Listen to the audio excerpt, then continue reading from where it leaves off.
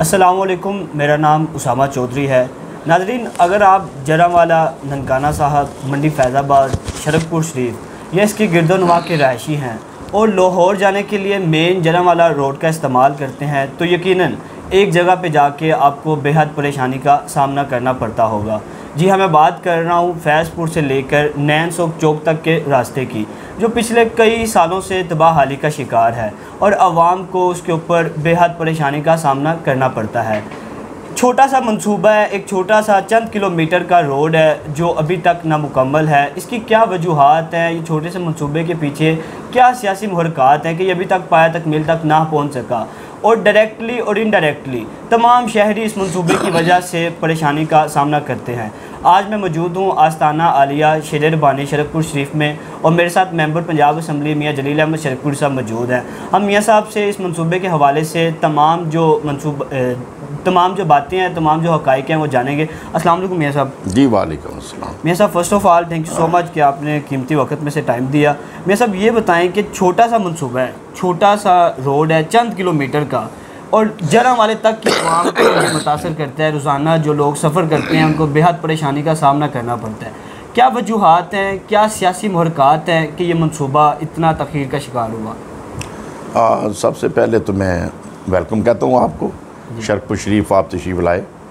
और इस इशू के लिए ये जो सईद चौक से लेके फैज़पुर इंटरचेंज तक जो रोड है, पहली चीज़ तो ये है पोलिटिकली इस वक्त वो मेरी सुपरविजन में इलाका नहीं आता। मैं मेंबर सूबाई असम्बली हूँ और ये डामके से मेरा एरिया जो है शुरू होता है और मंडी फैज़ाबाद तक, और फिर टुवर्ड्स शेखपुरा सिटी के इब्तदाई जो इलाके हैं वो मेरे कॉन्स्टिट्यूंसी में आ जाते हैं।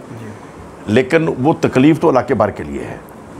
और सबसे ज़्यादा तो मुझे अफसोस है कि राना तनवीर साहब 2 दफ़ा पीछे MNA रहे हैं, आज भी MNA हैं। चलो आज तो वो हुकूमत के साथ नहीं है, लेकिन पहले तो गवर्नमेंट उनकी अपनी थी।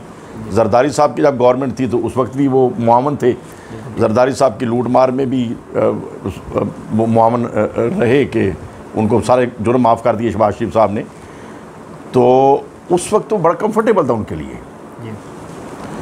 लेकिन जो मैंने देखा है कि जब नवाज शरीफ साहब आए हैं कालाशाह काकू में, तो जितनी गैदरिंग थी वो सारी हमारे इलाके की थी। लेकिन जितने मंसूबे राना साहब ने दिए वो सारे मुरीद के थे। एक मंसूबा भी इस इलाके का नहीं दिया। लेकिन हमारे इलाके के लोगों में कुछ इश्क ऐसा है राना तनवीर साहब से कि वो कह लें रोड़े मारें, ठुड्डे मारें, किसी बुज़ुर्ग को बैठने की जगह दें ना दें, वो जो तलक रख रहे हैं वो रख रहे हैं, और जो उनके एंटी हैं वो उनके एंटी हैं। लेकिन ये तो एक पॉलिटिकल मिजाज है। अब मैं बात करता हूँ मेरिट पे। मेरिट पे सिचुएशन ये है कि मास वाई मुझे मतलब जो अपना इलाका मेरी नज़र में जो है, मैं पहले MNA रहा हूँ, फिर ज़िला नाज़म हुआ हूँ, फिर आज सूबाई असम्बली के अंदर हूँ। इस इलाके के बड़े काम और हत्ता के शेखपुरे के जो बड़े काम, वो अल्लाह के फजल से अल्लाह सोने ने बुज़ुर्गों के सदक़े मुझे ही तौफीक दी। लाहौर से मंडी फैज़ाबाद तक डबल सड़क परवेज़ अली साहब से मैंने मंजूर कराई। तीज जो हस्पताल मैंने मंजूर कराया। शरकपुर शरीफ से शेखपुरा रोड मैंने मंजूर करवाई। और ये चीज़ें जितनी भी बप्पी की नज़र आती हैं वो मेरी ही हिस्से में आई। लेकिन ये अब हमारे दूसरे जो प्रोफेशनल सियासतदान हैं वो ये काम क्यों नहीं करते? इसलिए नहीं करते कि लोग खुश होते हैं कि मेरे बेटे को नौकरी लगवा दें, मेरी गली बना दें। अगर अब सड़क बना देंगे वो कहते लो दे सारे वास्ते भी ठीक हो गया ना। अच्छा, अब वो राणा साहब वो क्यों काम ऐसा करते हैं जिससे उनका वोट नहीं बढ़ रहा?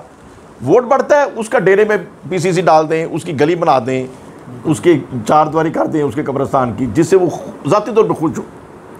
इज्तिमाई काम जो है तो सबके लिए होता है, उसमें लोग जो है वोटों के नुक्ता नज़र से अट्रैक्ट नहीं होते, ये एक ट्रू है। लेकिन मेरी सोच इसके हमेशा उठ रही है कि जो काम रियल इलाके की ज़रूरत के हैं उसको पहले तवज्जो दें, और जो ज़ाती नौयत काम है उनको सेकंड प्रायोरिटी दें। लेकिन बहरहाल अभी जो इशू है, मुझे चूँकि ज़ाती तौर पर तकलीफ़ थी गरीब लोगों की। अमीर लोग तो मोटरवे यूज़ कर लेते हैं, गाड़ियों में निकल जाते हैं, लेकिन गरीब लोग जो वैगनों में जाते हैं वो बेचारे पहले इधर उतरते हैं, फिर पैदल कुछ सफ़र कर, फिर आगे रक्षा पकड़ते हैं। कई माइयाँ बहनें, 7 बच्चा पकड़ा है, 7 सामान पकड़ा हुआ है। तो बड़ी तकलीफ दे सूरत हाल थी कि ये यार क्या इतनी इग्नोर इलाका है। बिल्कुल ऐसे। और फिर कह लें कि जो वैगन शैगने वो भी वहाँ से गुजरनी बिल्कुल बंद है। तो ये मैंने CM साहब की तवज्जो दिलाई कि देखें जी मेरी वो कॉन्स्टिट्यूंसी बना नहीं है, लेकिन उधर ये शदीद तकलीफ है और वहाँ ये करने की ज़रूरत है। उन्होंने सेक्रेटरी CNW को मैसेज दिया। सेक्रेटरी साहब ने इब्तदाई जो सर्वे कराया तो उन्होंने 22 करोड़ रुपया मुख्तस कर दिया कि ठीक है जी ये इसका करते हैं, और 22 करोड़ का टेंडर हो गए। तो जब हो गए टेंडर तो उसके बाद कई वहाँ के जो सियासी ग्रुपियाँ हैं उन्होंने क्या जो किया जी, कोई कहे मैंने कराया, कोई कहे मैंने कराया। हमने खामोशी तैयार कर ली कि ठीक है भैया आपने कराया, कैरी ऑन करें फिर आप। तो कमल वाली बात है ना। ये राना तनवीर साहब की भी आदत ऐसी है। हाँ, हमारा एक था पहले यहाँ MP अली सर मंडा, वो ऐसी हरकतें करता होता था। काम राना तनवीर ने कराया, वो रातों रात अंदर जाकर अपनी प्लेट लगा देता था। चलो उसको सजता है, छोटा आदमी है, लेकिन राना तनवीर साहब को नहीं सजता। अभी हमने कई इलाकों की सुई गैस मंजूर कराई है तो राना साहब अपने दोस्तों को कहते हैं जाके उधर कहें कि राना साहब ने कराया। भाई या तो आप बताएं कि आप इमरान खान साहब के पास बैठ सकते हैं और उनसे 10 रुपया भी आपने मंजूर कराए हैं, फिर तो आप ये कहें हाँ जी ये सुई गैस के मनसूबे आपके हैं और मुझे भी खुशी है। लेकिन जब आप दूर खड़े को गालियाँ निकालते हैं, उसके बाद जाने को तैयार नहीं है, तो आप 10 रुपये कैसे खर्च करा सकते हैं? जो भी हुकूमत ऑफ द डे है उसके बाद आपको जाना पड़ेगा, बताना पड़ेगा, अपने तकलीफ शेयर करनी पड़ेगी लोगों की और फिर उसको हल करना पड़ेगा। और मेरी तो ये सोच है कि गवर्नमेंट ऑफ डे जो भी हो उसके साथ मेम्बरान पार्लियामेंट को कंफर्टेबल रिलेशन रखना चाहिए, भला वो हमारे मुखालफिन हो, भला हमारे हक में हो। लेकिन आज जो चीफ मिनिस्टर है वो हमारे पंजाब का है, आज जो प्राइम मिनिस्टर है हमारे पाकिस्तान का है। अगर मेरे इलाके की कोई तकलीफ है तो मैं प्राइम मिनिस्टर को क्यों ना जाके बताऊँ, मैं चीफ मिनिस्टर को क्यों ना बताऊँ? ठीक है, मैं तो इस क्योंकि हमारी जो सियासत है वो ख़ानदानों के अंदर रह गया। अब इनको जो मैं जो कहता हूँ रियल वर्ल्ड में ये सियासत नहीं है, ये गैंग बन गए, गैंग ग्रुप है, ख़ानदानों के गैंग हैं। वो एक पर्सनल, ठीक है ना, उसकी ज़ात प्राइम मिनिस्टर है तो वो सारी जमात खुश है, उसकी ज़ात नहीं है तो उसकी पार्टी के अंदर भी इस काबिल दूसरा बंदा नहीं है कि वो प्राइम मिनिस्टर के बनने के काबिल हो। तो ये पार्टी तो नहीं है, पार्टी पाकिस्तान में सिर्फ एक ही है, जमात इस्लामी, जो पोलिटिकल पार्टी। वो अलग बात है, हमारा उनसे कुछ और चीज़ों के ऊपर डिफरेंस है। लेकिन अगर लफ्ज़ बोला जाए कि जी सियासी पार्टी, वो सिर्फ जमात इस्लामी है, बाकी सब गैंग है। ठीक है ना, ये मुस्लिम लीग का गैंग है, ये पीपल्स पार्टी का गैंग है, ये तहरीक इंसाफ का गैंग है, ये फलां का गैंग है, वो सब ने गैंग बना ली। बहरहाल अभी जो ये सड़क की जो बात है, अल्हम्दुलिल्लाह बुज़दार साहब की मेहरबानी है, उन्होंने हमें ये फंड 22 करोड़ का टेंडर करा दिया। और फिर उससे वो सीवरेज साथ नहीं बन रहा था, क्योंकि जिन अफसरों ने एस्टीमेट लगाया वो सीवरेज का नहीं था। तो हमने देखा कि ये सीवरेज की वजह से पहले प्रॉब्लम आया, फिर पानी ऊपर खड़ा होगा, फिर बेड़ा गर्क हो जाएगा। तो फिर अभी दोबारा मंजूरी कराने जाएंगे तो फिर पता नहीं कितना और अरसा लग जाए। तो हमने फिर जो टाउन्स हैं दाएँ बाएँ उनकी तवज्जो दिलाई, उनकी 2-3 मीटिंगें हमने AC फिरोज वाला उसके दफ्तर में बुलाया, जलील गार्डन वालों को, रहमान गार्डन वालों को और बाकी साथियों को, उनकी तवज्जो दिलाई कि देखिए आपका इलाका है तो चलो ये कंट्रीब्यूशन आप इसमें करें। तो उनकी भी मेहरबानी में साफ बात है, अल जलील गार्डन की, रहमान गार्डन की और बाकियों की, कि उन्होंने हमारी उस रिक्वेस्ट को पसंद किया और अभी तकरीबन 12 करोड़ रुपया उन्होंने आपस में खुद कलेक्ट किया है और सीवरेज वो डाल रहे हैं। ठीक है ना, और उसमें यकीनन गरीब लोगों की दुआएं उनके लिए होंगी, उनका अपना बिजनेस तो उधर है ही और बेहतरीन उन्होंने सोसाइटियाँ बनाई हुई हैं। लेकिन जो बेचारे बाहर अकेले अकेले दुकानदार हैं, अकेले अकेले घरों वाले हैं, वो बेचारे तो बर्बाद हो गए हैं इस सड़क की वजह से। हाँ, लेकिन अब अल्हम्दुलिल्लाह वो सीवरेज डलना शुरू हो गया, ठीक है ना जी। और ये जो सोसाइटीज़ हैं बतौर ख़ास रहमान गार्डन और अल जलील गार्डन, ये और बाकी जो सोसाइटी हैं उनके साथ कोऑपरेट कर रही हैं। ये दोनों तरफ सीवरेज ये वो डाल रहे हैं और जब सीवरेज मुकम्मल हो जाएगा तो सरकारी पैसे के साथ इसके ऊपर सड़क बननी शुरू हो जाएगी। तो मुझे उम्मीद है कि अगले 2 माह के अंदर अंदर ये कंप्लीट हो जाएगा बेहतरीन तरीके से। ये सब आज से 6 माह पहले भी तकरीबन यही कुछ बातें होती रही, लेकिन क्या ऐसे इनिशिएटिव नहीं लिया जाता, आगे बातें फाइनलाइज नहीं हो पाती?